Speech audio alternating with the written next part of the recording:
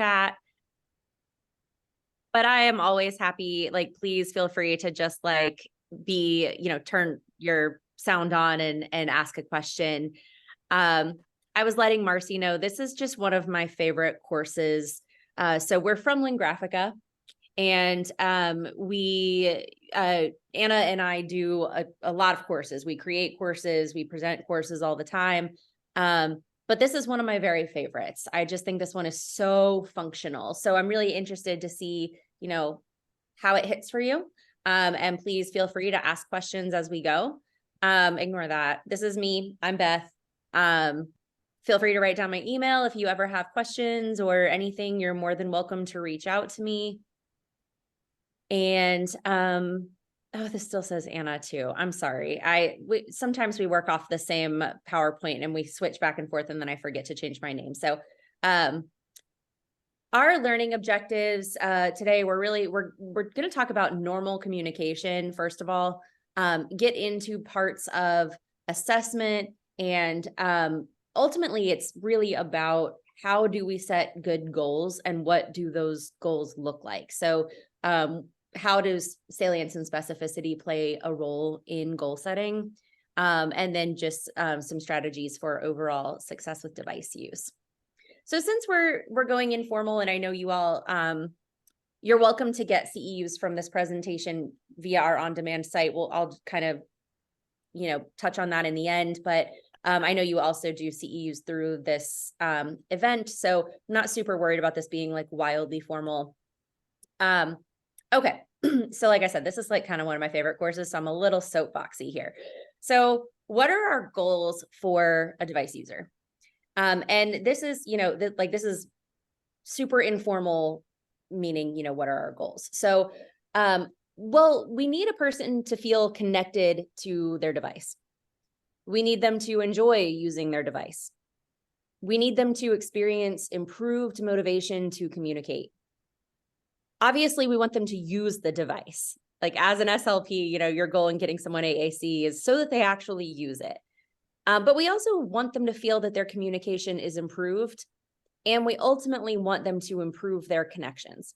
So at like a really base level, these are what our goals are. Our goals are not, I want this person to be able to, call for help if they fall and need to call 911. Like that's not our goal. Our goal is actually that they grab the device, right? That they say, oh, this is the thing that I need to do. So that's where we're sitting as SLPs. So I want to think tonight about what goes into feeling connected to the device. So first of all, oops, sorry, I didn't mean to, I put our faces down there. Okay, there we go. So to feel connected to the device, there are a few things that we can do, pretty quick, low-hanging fruit that we can do. So we can pre-customize a device. So before they even touch it, they have some connection to what they see on the device. We can do that by things like adding photos of meaningful things, or saving whiteboard drawings on our device, saving whiteboard drawings done by family members. We can record voices and videos of loved ones. So I think these are things that, the longer I've worked in Lingraphica, the more I have learned that in order to even get someone to use the device for communication, a lot of the time, this stuff actually has to happen first. Like they have to have this like tie, right? And that's what we're talking here. So record voices and videos of loved ones. Make that device a lifeline to an activity that they want to return to. So really connect that tool, like this AAC being the tool, with the thing they want to do. Use the device to express preferences and share stories from their life. Okay. What are things that we can do to help them enjoy the device? Well, we can use it for meaningful and fun topics. We can do things like record videos of step-by-step instructions so that they can participate and have independence and share things like doing their favorite activities. So this is a good example of Raquel. She is one of our device users, and she really loves she really loves cooking. And one of the ways that we kind of got her really comfy with the device was using that device to help her share things about cooking with her family. So we're going to listen to this video quickly. Hola, ¿cómo estás, mami? Muy bien, vamos a hacer tacos. Ah, muy bien.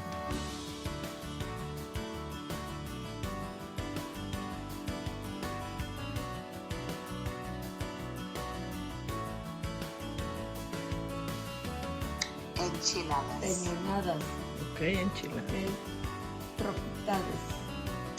Ingredientes: 3 pechugas de pollo cocidas y desmenuzadas. Ya 3 están. payos de peno colqueda y de Desmenuzadas. Muy bien.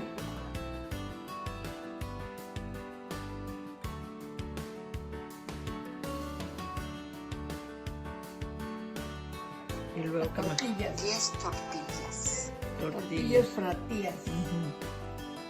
Y luego Salsa de tomatillo. peyes de tañolito. Ujú. Muy bien.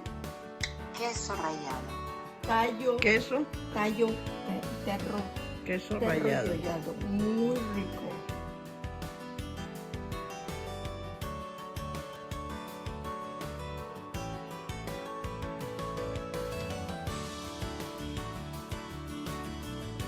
Cuando ya termina esto de Se sirven con crema y rodajas de cebolla al gusto. proyecto te gustaba el pollo y vean O con mole. Goya con mole, ricas con muy bien. I love that video because it's such a good example of using the device both like therapeutically and to improve connections as she's actively using the device. I also am realizing watching that video what I'm doing wrong every time I make enchiladas, and it's that I'm stuffing them too full. Did you see how thin her enchiladas were? That must be the trick. I didn't even know. Hola, ¿cómo? Okay, so other things we can do to enjoy the device. Things like use the photo album, or think like really tying the device to certain activities, creating pages that you add to throughout a vacation to document it. I had a patient once who was super opposed to a device. She had PPA. She very much did not want anything to do with using a device. Her husband really wanted her to try it. And ultimately, the way that we got her on board is that they were going to do a drive across the country to see their daughter. And we brought up, hey, why don't you take the device and every day take a picture on the device, and then he'll help program in sort of about what you did that day, what you saw that day. And then by the time you get to your daughter, you're going to have this entire story of what you've done. And for her, that was exciting. Like, she was like, oh, I didn't think about that. Like, I was only thinking about using this device to like speak for me.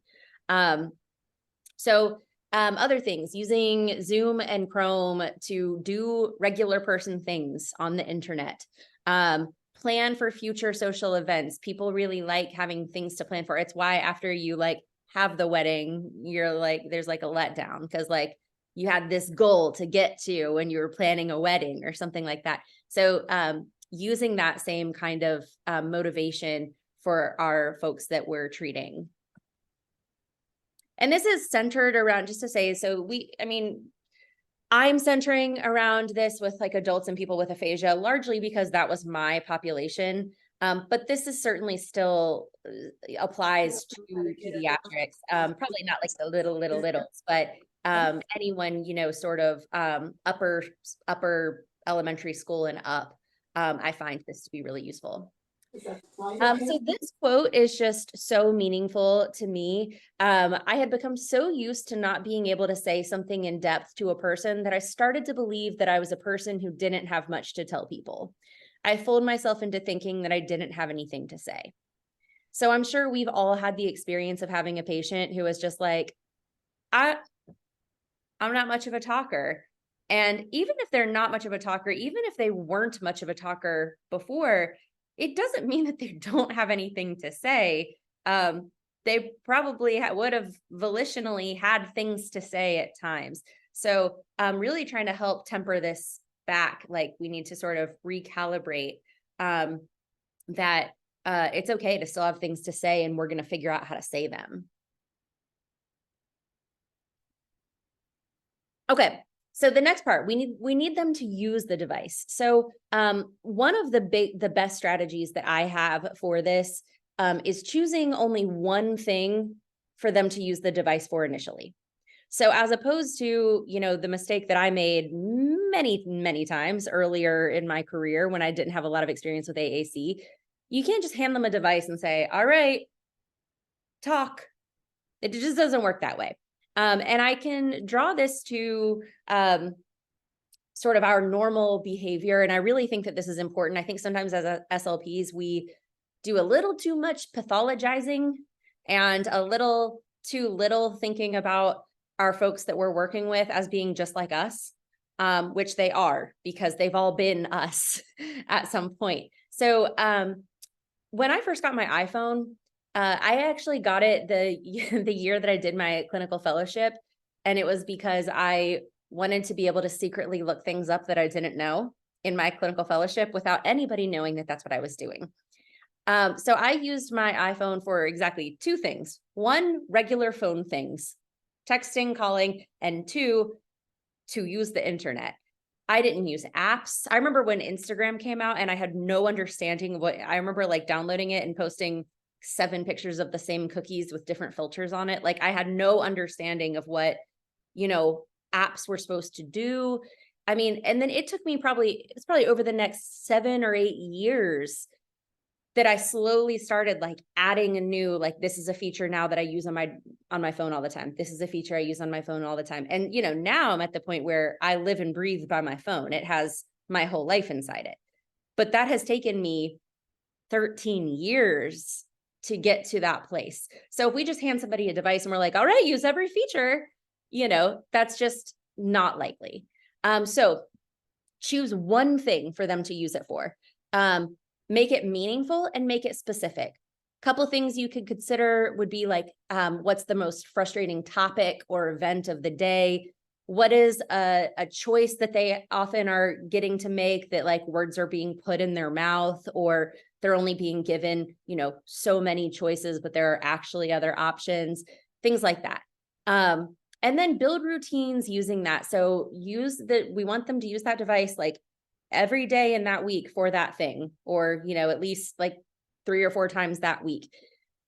Only slowly do we start to add other like, all right, now let's try using the device for this also. And what we're hoping for is that with that happening, their natural interest and curiosity about the device will grow, and we'll start to use it in more novel and spontaneous situations. Okay. We want them to feel that their communication is improved. So I think that this is a place that at least I find that SLPs who are not terribly well-versed in AAC make a mistake a lot. This group, maybe not so much, given that you're literally here at an event for augmentative communication, but so often we will give someone a device and then we don't give them the opportunity to tell us if they feel like it's helping. And I actually think that there have been times that I've had somebody have a device and they're barely using it. And their SLP is saying, I just don't know if I don't know if I want to recommend, I don't know. And I will straight out to the patient say, do you feel like this helps you? Do you like having it? And it's so interesting how many people will say, yes, I want this support, even if it's not something that they're using super frequently. And I think there's something really important psychologically there that we need to not ignore, that sometimes the feeling of the safety net is its own helper in our communication. So ask questions, use things like the Communicative Effectiveness Index. I mean, it's printable from the internet. Find out how people are feeling about their communication. But some other things that you can sort of watch for, are they making more attempts at verbal communication? So oftentimes when I have someone like that, And the SLP says, oh, they're not using their device that much. I say, well, what does the family say? Is she talking more than normal? And they're like, yeah. And I'm like, okay, we can draw a straight line from she has the device now to she's talking more than she was before. The device is playing some role there. Are they communicating in new situations? Whether that means, like different spaces or with different people, are they using the device in a different way than they were originally? And then again, lastly, like I said, what do they think? Do they feel that it is helping them? Okay, so what is necessary for all of that to happen? So we kind of broke down, like, what do we actually need them to happen? What's necessary here? Well, firstly, the device info has to be salient. It has to be meaningful to the user. It has to be topics that they care about. I regularly kind of stand by, if you have a person, particularly, again, anyone who's not language developing age, who is motivated to communicate and not terrified of technology. If they're not using their device, it's because you've not provided them adequate support or you don't have it set up right for them. But that's on us, right? Like, it's our job then to figure out, oh, okay, well, like, what do I need to do then? How can I set this up better for them? What will work better? Less of, oh, I just don't think the patient's appropriate for a device because they're not interested, and more of, how can I get them interested? Other things, the device info has to be specific. So having the right amount of topics. Don't be too simple and don't be too complex. I realize that's a big ask. But we also need it to be organized according to the user's preferences and needs. This means asking the user every step of the way, hey, do you like this order? Does this picture make sense to you? Oh, you want to put a picture of, Harry Potter? Pull up the image search, Google Harry Potter, and let them pick their picture of Harry Potter. So we want this to be as much like personal buy-in as absolutely possible.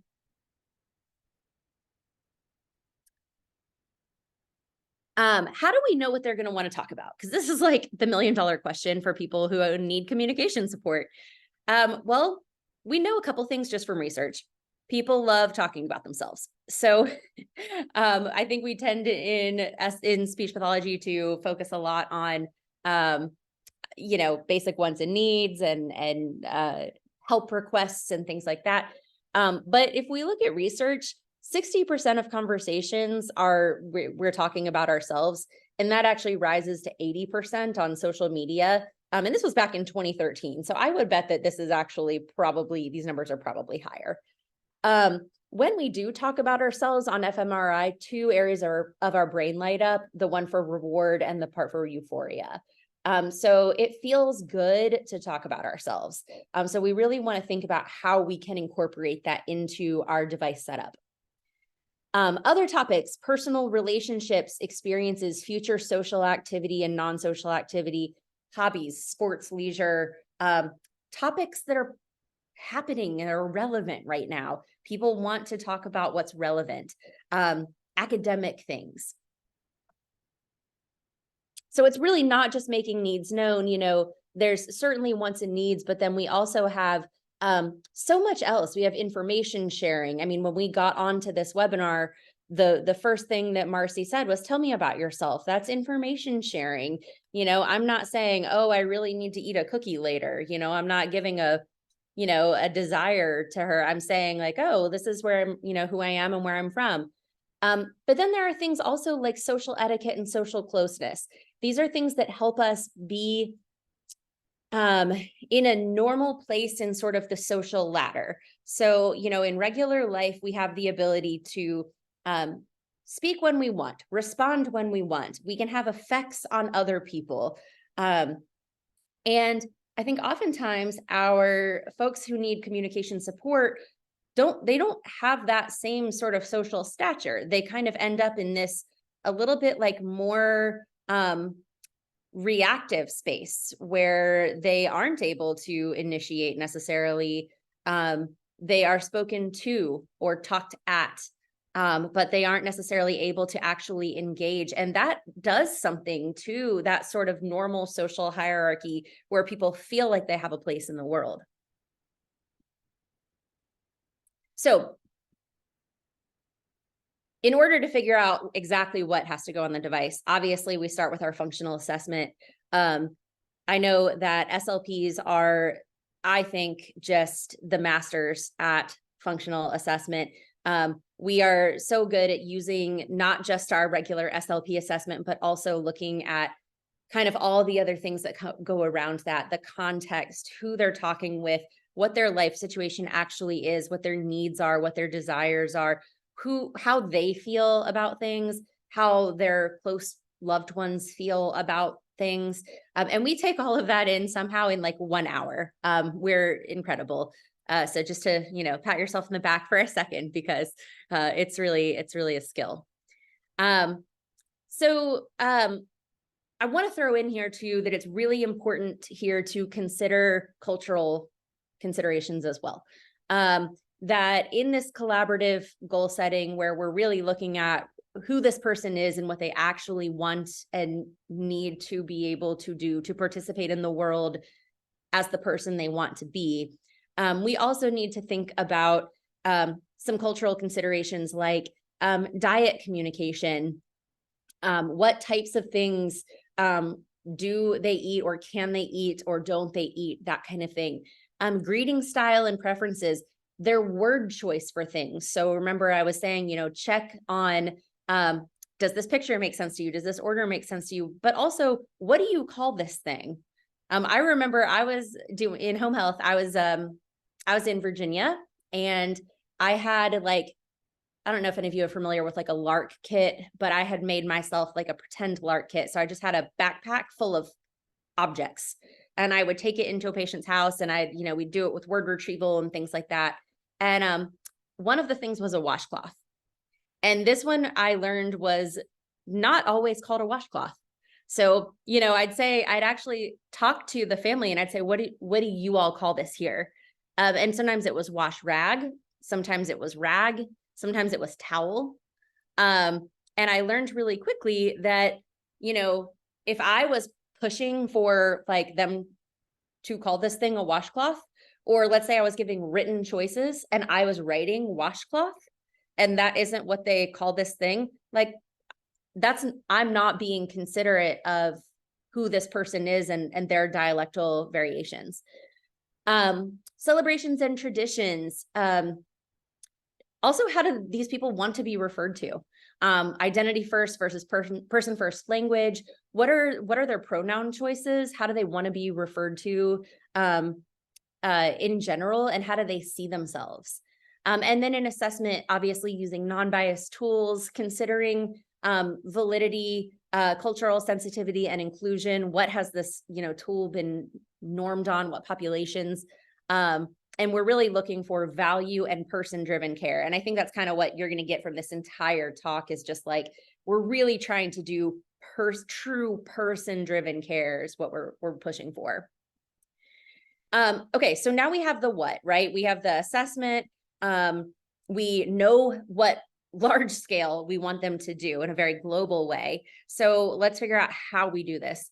So step one is going to be goals. Informed decision-making. I know you all know this, but these are the patient's goals, not yours. And that, I think, is really important, and something that I remind myself a lot with people.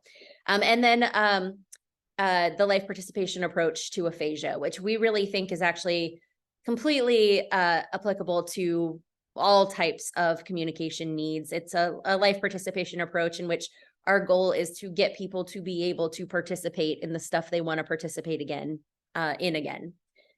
Step two. So we have the goals. We know we have the what do we want them to do? We have short-term implementation. So we need them, we got to get them to kind of start doing this, but then we have long-term implementation. So how do we also work AAC into their life all the time? So a couple things in picking out your topic areas. We have several different resources, and Marcy, I can send these to you after, and then you can kind of share them out. But the interest inventory, this is a like picture-based inventory with like a thumbs up and thumbs down for the person to help say if they want that topic area on their device. Things you can do with an SGD. These are a little bit more like specific, like, you know, tell your friend happy birthday, but it's like a little bit for people who maybe need a little bit more very specific, like this is what I could actually use this device to say. The goal bank is similar. There's an assessment that's really helpful, the aphasia needs assessment. That one's not ours. That's a one that you can just like download. The areas of risk for communication breakdown document that we have a conversation board for mental health topics. And then we also have some visual aids for depression and talking about depression and mental health in that way too. So we'll share all of that. But what we're really looking at, here is getting past the idea of you need to be able to tell your nurse you're in pain and getting more into what actually is on your heart and how can we address that with the device.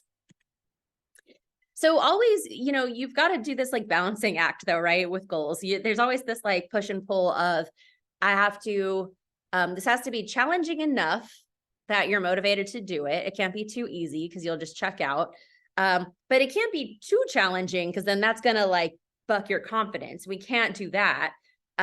We know that if we increase our skills and knowledge, the more we increase our skills and knowledge, the better we're going to feel in terms of confidence. And the better we feel in confidence, we're going to have more motivation. So it's always this just like, you know, that scaffolding that is a super important piece of establishing goals, not too hard, not too easy. This though is one of the things that I tell to earlier SLPs all the time, but I think it bears repeating no matter how much experience you have. So thinking about how important the role of success is in everything we do in terms of our goals, whether it's AAC or anything else. Think about yourself for a second and think about the last time you were trying to learn a new skill and it was a skill that you didn't take to super quickly.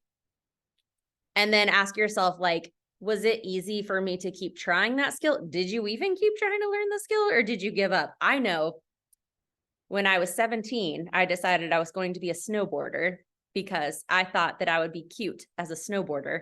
I had no other reason. I just thought it would be adorable of me. And so I asked for a snowboard for my birthday and I went snowboarding 3 times.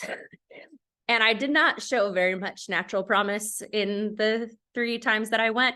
And I very quickly sold that snowboard and I had not snowboarded again until January 2nd of this year. So it took me 20 years to snowboard again after that time. And why was that? It was because I didn't feel success. And I don't like doing things I'm not good at. And most humans don't like doing things they're not good at either. So when we do something and we're successful, we feel more confident. And when we feel more confident, we do it more times. And when we do it more times, we become more competent. And this is what is so important about success for your patients and that scaffolding approach. We've got to have them be successful because in order to want to do it more and want to do it again, which is what breeds competence, we've got to have them feel successful so that they develop some confidence. So we're going to talk about some specific ways we can do that. So we've got our immediate communication, thinking like, what problems can we solve immediately? Long-term communication, like what's the long-term goal here? Where do we want to get to? What are our strategies for communication breakdown? And then like that very personal piece, the connection piece, who do we actually want to connect with? And those goals might be a little bit different for each person. So maybe their immediate communication goals with their spouse are, you know, like, or let's say their long-term communication goal with their spouse is to get back to a place of really comfortable communication. That may not be their long-term goal with their work friends, right? So we have to remember that like these goals are sort of specific to the context. Okay, so things to keep in mind here. Knoll's 4 principles of adult learning. So again, like I said, this is one thing that is, I think, particular to adults, but frankly, I talk to kids like they're adults and they seem to like it. So I think that this is probably more of a human thing, but adults need to be involved in the planning and evaluation of their instruction. So they need to feel like they have some role in what we're doing in their sessions, that this isn't just me coming in and being like, all right, Fred, we're going to do this today. Like they want to have some hand in that. Experience, including mistakes, provides the basis for learning activities. So this is that like push and pull of keeping them successful. However, mistakes are going to help in the learning process. So we've got to learn to spin mistakes too, to spin them in a way that helps, again, to support success. 3, adults are most interested in learning subjects that have immediate relevance and impact to their job or personal life. I am such a great example of this. I swear my brain just dumps information that isn't relevant to me. Our last rental house, we moved out of it and it had like a key in code to get into the door. And we moved out and moved into this house. And the next day I went back to do like a once over to make sure that everything was like ready to like have the final walkthrough. And I had already dumped the code. My brain just did it for me. It was like, I don't care about this anymore. I don't have to use it. I also, like, I watched Jeopardy and I could not care less about answers on a show like Jeopardy, because for me, those topics have no application in my life. Now, some people are really impressively skilled at things like that. And I truly, every time someone does that, or I see somebody like that, I'm like, wow, that's amazing. But we have to think about how, I know all of us have probably had the experience, if we've worked with adults, of like giving them a task and then being like, I don't know why I'm doing this. Like, I'm not in school anymore. So we've got to figure out how to make it actually relevant to their life, because they're not going to engage if it's not. And then also adult learning is problem-centered rather than content-oriented. Adults aren't generally just like, I think I want to learn about blah, blah, blah today, right? It's, oh, you know what? I spend a lot of money on getting little fancy coffee treats when I'm out. I probably ought to learn to make my own lattes at home. Like, I'm not just like going to learn how to use an espresso machine for no reason for the sake of the knowledge. I'm going to learn to do that because it solves a problem for me, which is it would be easier for me to do this here than to go out and get it. Okay, so when we're talking specificity, these 4 areas, I want to break this down. So this for me really helps, because this is where I personally get stuck in like the AAC thing. It's like, I have this grand idea. Like I said, I'm good at, like, I know globally what they need to do. But when it comes to like, okay, well, how do I decide though, what pieces to sort of like, what levers do I start pulling for them to use this device? That's where I get trapped. So let's talk about it. So again, for specificity, we are talking about being very particular about what we're actually wanting them to do. That's what we mean by specificity. So it means that, when we're asking if they're successful or not, it's doing this specific thing or this specific part of this thing. It's not a global, like, entire skill. So some linguistic options. So from a content perspective, do the icons make sense to the user? Are the images representative of the icon meaning to the user? And think of this as like using the device to say certain things. So, your goal is the patient will use their device to say, I love you to their daughter when they put her to bed 5 nights out of 7. That is what you're looking to do. Now, if they use their device for 5 other things, you could make a little note that says, it's really cool they used their device for some other things, but did they meet their goal? And their goal was to use the device to say, I love you to their daughter 5 out of 7 nights. The reason this is important is because, again, for someone to be successful, they have to know they've been successful. So we have to make the goal clear and specific. So this is all you have to do with this thing. And then when they do that, you can celebrate the heck out of them. Some operational skills. These are things that SLPs tend to overlook because they get like really tied up right away in communication. But can this person wake the device up from sleep reliably? Can they turn the device on? Can they change the volume?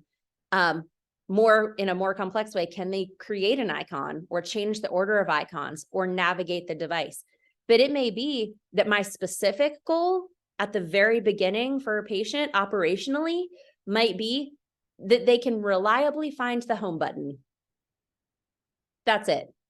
My goal isn't for them to navigate all over the device and find all of these things. My goal is they understand the home button. They've demonstrated understanding of that, or they can change the volume, or they can wake it up from sleep, or they can access it. So I've had people that our devices are touchscreen devices, and sometimes we have people who have some problems with the motor control and ability to reach out and touch.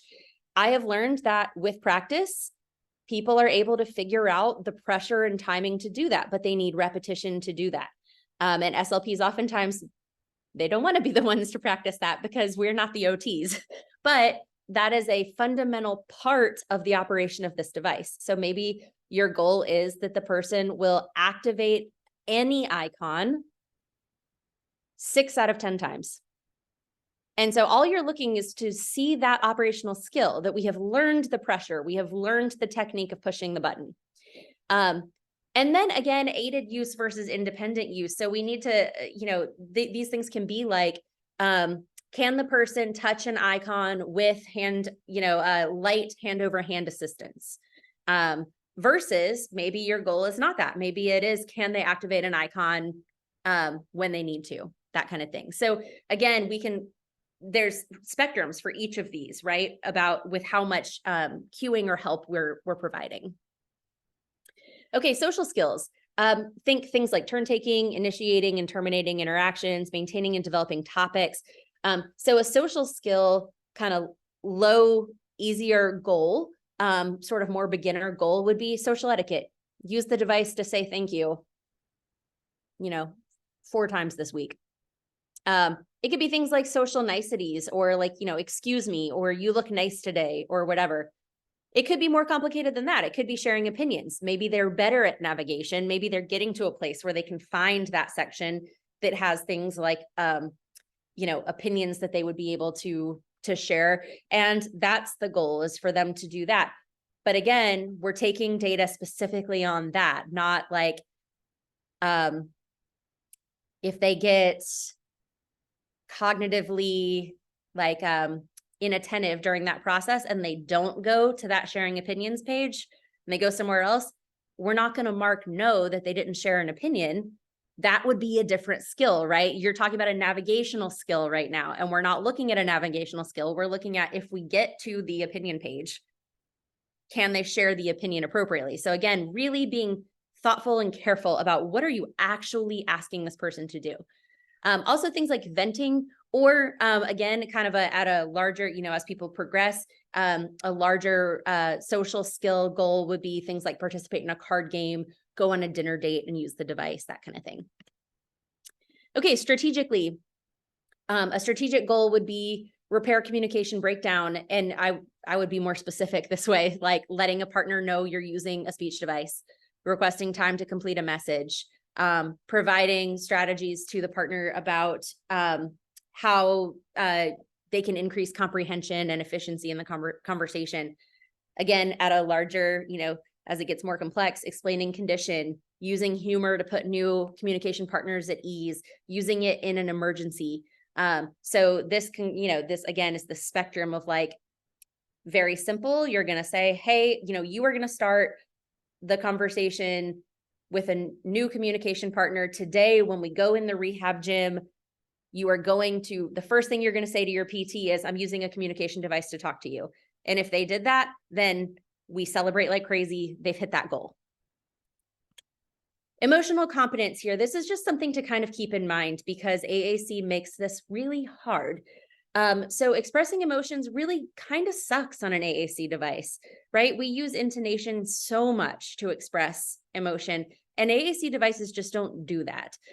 So there's definitely like a limitation there in terms of expression of emotions or feelings.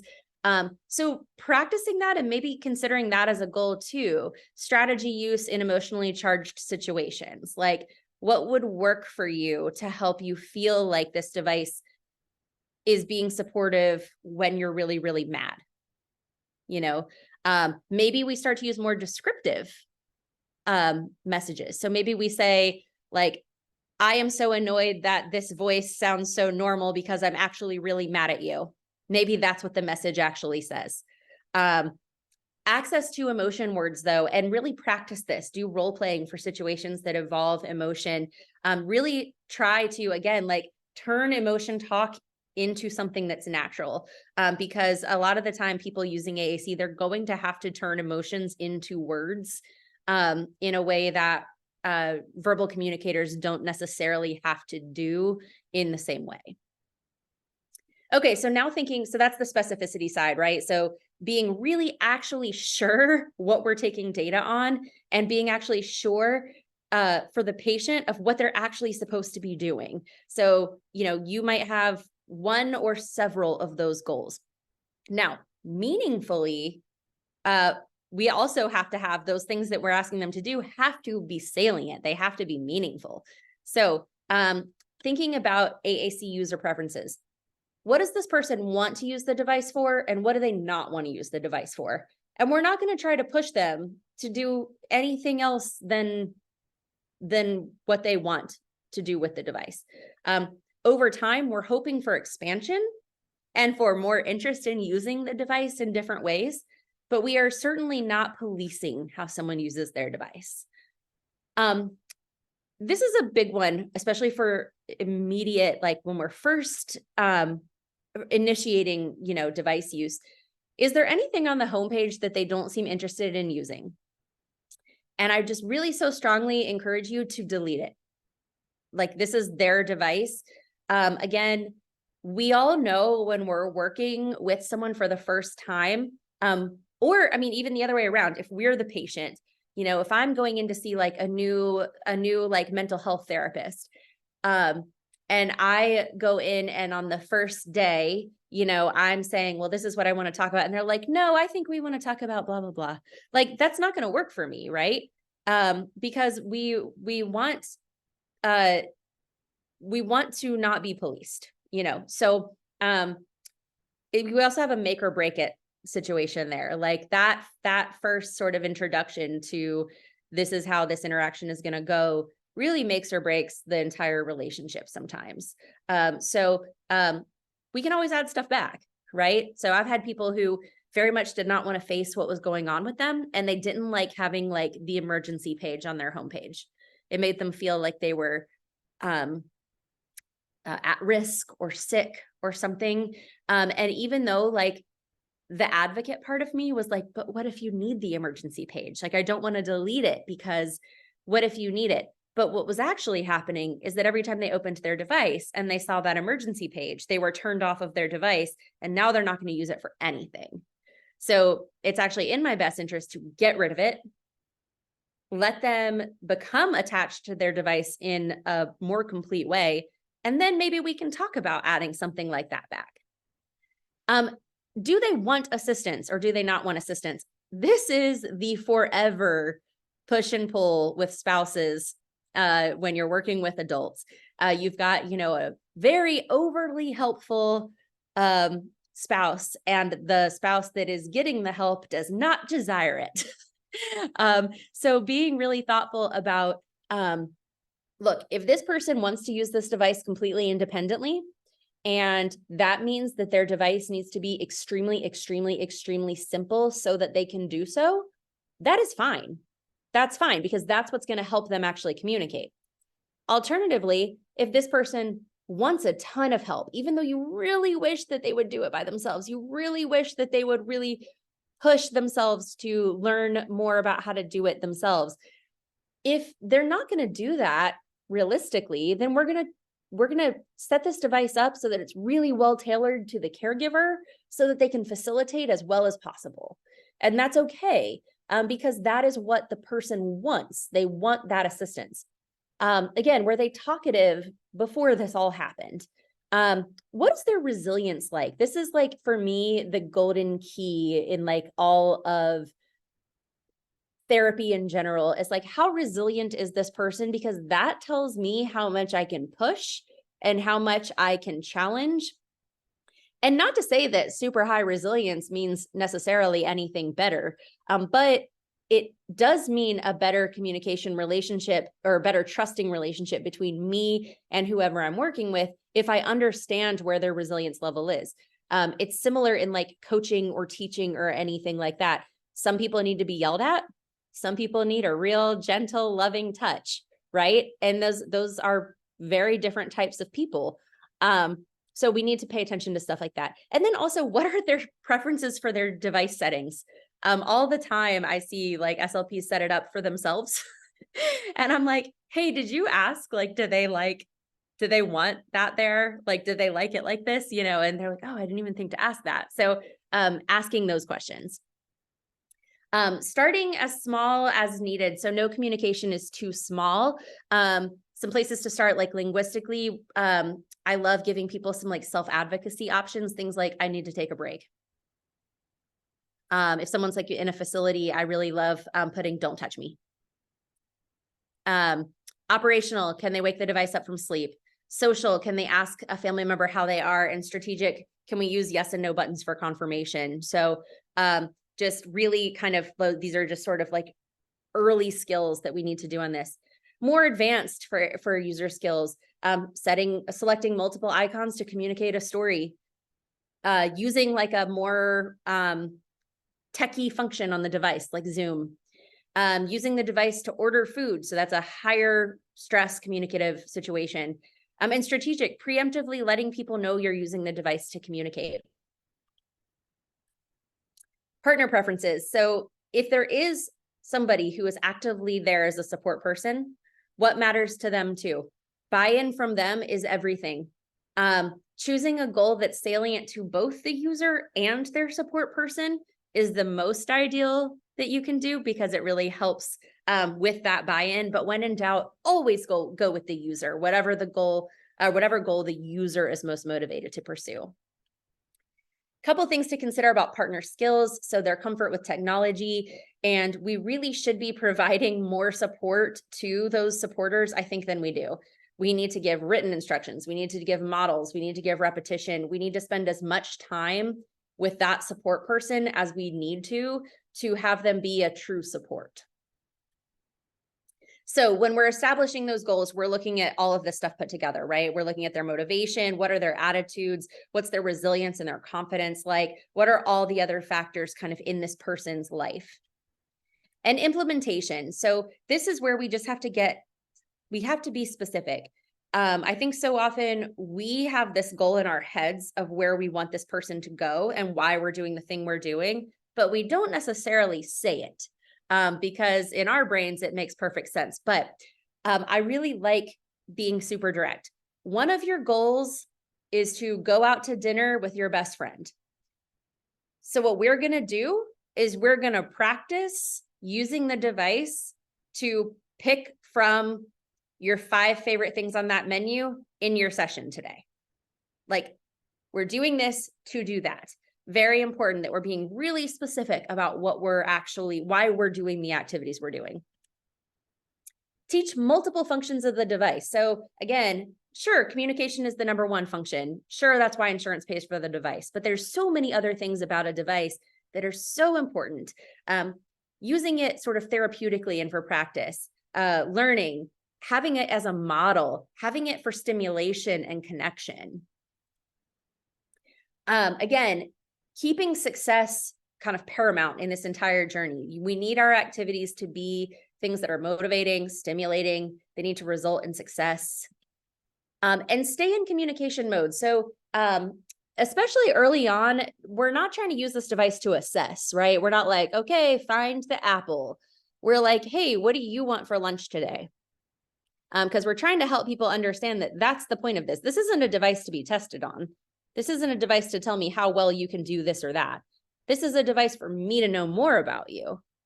which again, that's a huge difference, an enormous difference. We can use scripting. So creating connection and validation using scripting, asking for opinions, creating laughter, promoting decision-making, and venting. So these are things that we can do to start practicing those skills that we identified in those different areas in specificity and salience. Just a quick plug here for this, this technique that I really like for people who are supporting the users.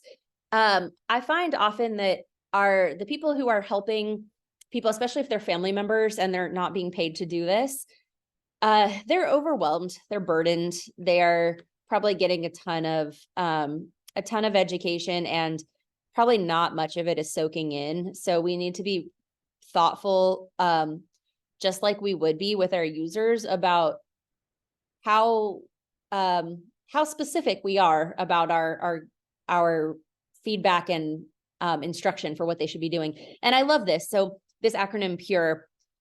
So your loved one is trying to tell you something, you're not getting it. P, let them know that you understand. You can tell that they're trying to tell you something. So you're assuming positive intent here. U, unsuccessful, be real with them. Don't pretend like you get it. Say, I can't tell what you're saying. But I want to know. So let's figure this out. R, reasonable alternative. Let's see how we could figure this out. Maybe we can look on the device together. Maybe you can walk me out to the kitchen and show me, whatever. And then E, what they could do next time. So once we're like, okay, all right, I figured out what you wanted to say. It's that you wanted ice cream later tonight. Here's how we can get to ice cream in the future on the device. And then we practice that. So just again, really kind of succinct idea of how people can kind of help support their people that are in need of some communication support. So kind of as a wrap up here, throughout your intervention, know what you're teaching. On AAC, that does get jumbly really quick. So that's that specificity part. Be really thoughtful about knowing exactly what you're teaching and what you're kind of marking as the point, for this particular activity. Keeping the task specific to the goal and salient. Everything should matter. Continually assessing for like their skill level and success and their interest and motivation. So they're having a bad day. Okay, maybe we need to do easier things today because we need to keep them successful. They're having a great day. This might be a good day to do some challenging. So kind of tailoring that throughout your time seeing the person. And then long-term, people do not spend enough time on AAC to actually get people really successful with it. This should be such a longer process than most of us, well, certainly more than insurance is willing to give us, but we can at least go into it knowing that. So tons of repetition. I don't think SLPs in general do enough repetition. I think that we tend to do a couple reps of something, few reps of something, and then we're like, all right, we did three times, but like to learn a skill, you got to do it over and over and over and over and over. Think slow and steady in progress. Remember, like I said, have them use the device for one thing for the first week, maybe two things for the next week. This is not a situation where in a month, they're going to be using the device independently for all kinds of different novel situations. They're probably not. That's got to be built out over time. Think of the device as a living object. I'm not talking about the same stuff right now as I was last October. So we want to think about that device those topics needing to change over time. Election season comes up, you might need to put an election folder on there for your patient because they want to talk about that. Outside of election season, none of us want to talk about that, right? So you want to delete it then. So thinking of this as a living object. And then obviously intermittent reassessment. For progressive conditions, we might need to simplify or sort of change how the layout works. Or maybe this person is improving and we can add complexity. So overall, our job here really is just to keep our goals salient and specific and ultimately patient-centered. We're constantly assessing for motivation issues, for resilience, for salience. We want to pull as many supporters in as we possibly can. And we want to be really patient with the build of these skills. So again, remember that functional device use will definitely take longer than you expect. And everyone should be set up with that expectation. Cool. So I'll put this here. This is not the point of this lecture, but it is in these slides. So if you do have interest in seeing our device, you can do a little one-on-one demo. We'll send you out a device. Anna, or we have another clinical educator, will meet with you and actually you'll have the device in hand, and they'll show you kind of all the features and help you kind of understand that. Or if you want to start a trial for our device, there's a QR code for that too. But does anybody have any questions or thoughts? Oh, good, Janice. I'm so glad that you feel that way. I do too. Like I said, I do a lot of, I talk like it's adults only, but it is so applicable to all types of users. It's just, adults are very much like my bread and butter in my clinical practice.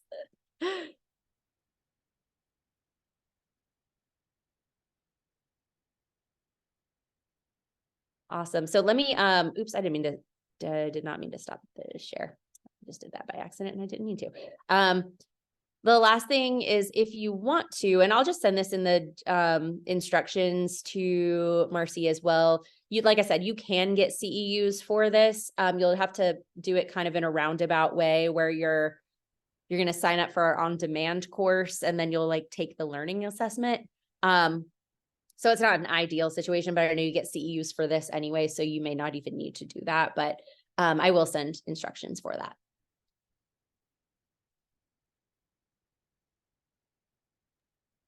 Thank you, Beth. Yeah, sure. So excited. Oh my gosh. And I agree with you, Janice, that I have so many little gems, so many little nuggets